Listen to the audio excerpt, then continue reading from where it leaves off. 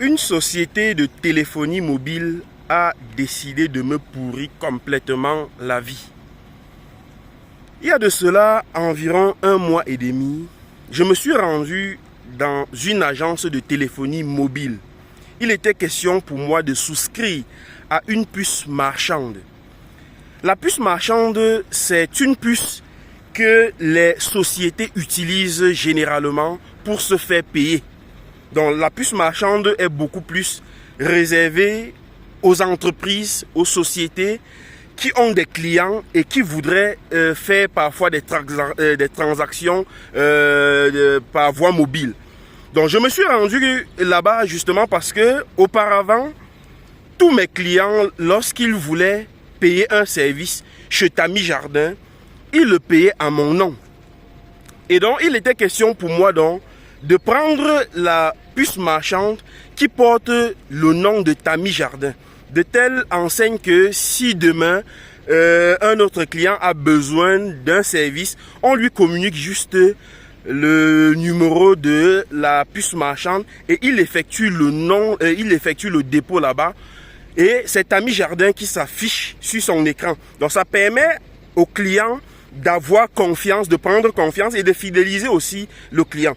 Donc lorsque je suis arrivé là-bas, je leur ai expliqué le problème. Ils m'ont posé 2-3 questions et ils m'ont demandé de repasser quelques jours plus tard pour récupérer la puce marchande. Je leur ai donné le nom de la société, le nom auquel je voudrais que la puce appartienne. Donc sauf que quelques jours, je reviens et je prends la puce. Lorsque le gars qui était au kiosque, il me communique maintenant les coordonnées que je vais remettre au client pour effectuer les dépôts. Je vois c'est pas le nom de Tami Jardin qui s'affiche. Et je leur dis non, je ne peux pas prendre une puce marchande qui ne porte pas mon nom. Parce que ce sera quand même difficile de convaincre un client à acheter un produit et lorsqu'il veut faire effectuer la transaction, il voit c'est un autre nom qui s'affiche à l'écran. Même si je sais que c'est moi qui porte la puce, le client pourrait penser qu'il s'agit d'une arnaque. Du coup, j'ai refusé la puce et je leur ai dit si ils ne peuvent pas me donner une puce qui porte le nom de Tami Jardin, je préfère laisser et continuer à faire payer les clients sur ma puce personnelle. Et quand j'ai dit ça, le gars m'a dit non, on va voir comment on va faire, que je repasse dans 2 jours. Et à ce moment maintenant, il m'a demandé les papiers de la société, les documents de création de la société que j'ai fournis, ma pièce d'identité que j'ai fournie également. Et quelques jours après, je suis passé, j'ai récupéré la puce marchande. Cette fois-là, ça portait bien, bel et bien le nom de la société Tami Jardin.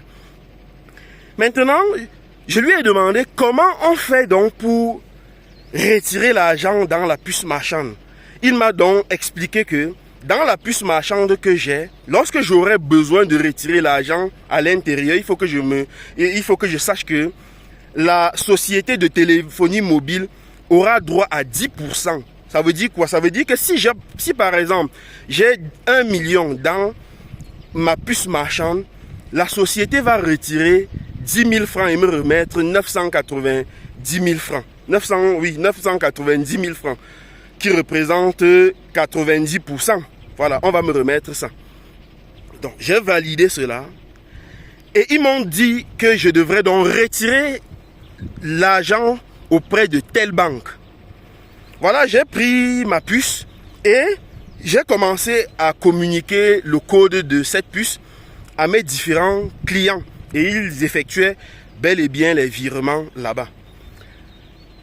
Quelques semaines plus tard, environ 2 semaines, j'avais plusieurs millions dans ce compte-là. Et je me suis dit, bon, je vais quand même me rendre là-bas pour voir ce qu'il y a lieu de faire, pour retirer et peut-être pour payer mes employés, payer le matériel végétatif, payer les engrais pour les plantations, etc. Lorsque j'arrive là-bas, on commence à me dire que la société, en fait, la banque où je devrais retirer de l'argent, a rompu le contrat, du moins qu'ils ont rompu le contrat avec la banque où je devrais retirer l'argent et qui sont en négociation avec une autre banque. Je leur dis, mais dans ce cas-là, je fais comment? Ils me demandent d'attendre. Je vais patienter 1 semaine, 2 semaines, 3 semaines, ça devenait de trop. Je me rends là-bas, je leur dis, mais est-ce que vous savez que moi, je suis un entrepreneur agro-pastoral? J'ai des hectares de plantations que je dois traiter, certains quotidiennement. J'ai des ouvriers que je dois payer. J'ai des engagements que je dois payer. J'ai des impôts que je dois payer, etc. Lorsque vous retenez mon argent dans vos caisses, vous pensez, je vais faire comment? Mes plantations sont en train de partir en ruine.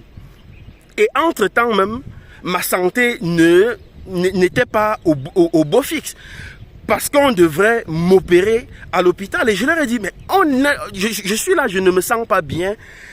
Mes plantations ne se portent pas bien. Moi-même, ma santé, c'est pas le top. On doit m'opérer. Donnez-moi de l'argent. J'ai besoin de mon argent. C'est le jour de mon opération que finalement, le directeur d'agence décide de me donner 2 millions. Il me dit qu'il me donne 2 millions, ça sort de ses poches et qu'il va pouvoir gérer ça après. Bref, il me raconte des choses que je ne comprends pas, qui n'a ni tête ni queue. Je me demande mais comment vous avez mon argent et vous voulez me donner ça comme s'il s'agissait de l'argent des arachides? Vous êtes quand même une société sérieuse auprès de laquelle j'ai pris une puce marchande. Il y a de l'argent dans cette puce marchande. J'ai besoin de cet argent.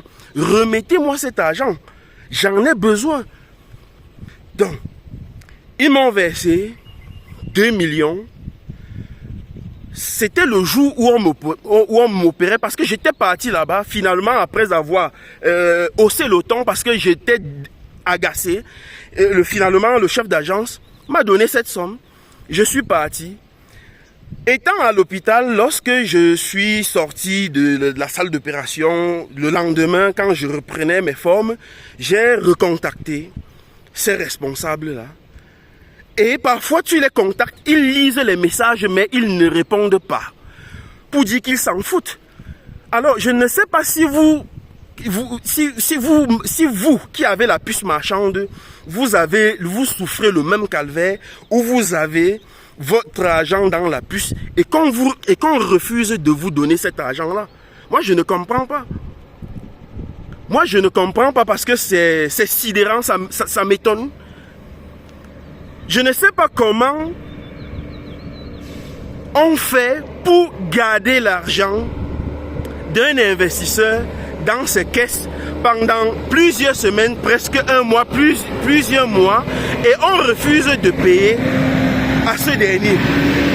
C'est l'argent qui m'appartient, c'est mon argent. Et je ne sais pas pourquoi cette société jusqu'à présent ne veut pas me remettre le reste de mon argent. Parce que ce qu'ils m'ont donné jusqu'à présent, c'est 2 millions de francs CFA. J'ai encore de l'argent dans cette puce marchande.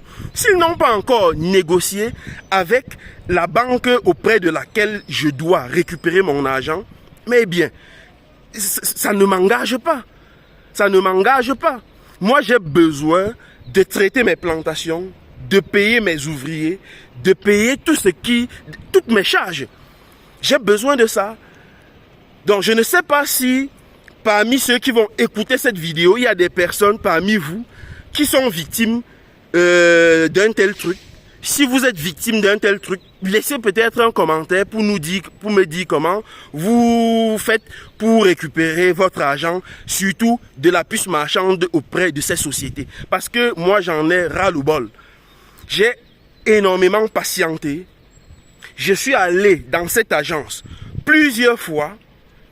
J'ai arrêté mes activités pour aller là-bas leur demander de me donner mon argent. J'en ai besoin. Je veux mon argent.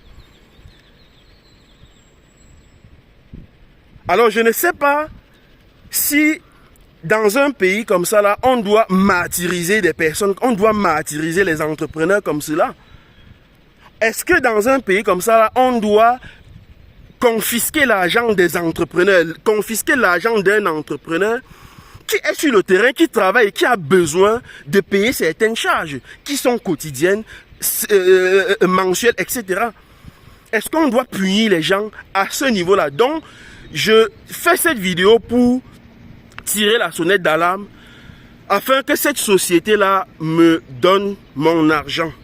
Voilà, que cette société me donne mon argent. Je ne veux pas la citer, elle va se reconnaître, qu'elle me donne mon argent. Voilà ce que je voulais vous dire. Donc, s'il y a des gens qui ont été victimes d'un même problème, signalez-vous en commentaire. Et on se dit à très bientôt.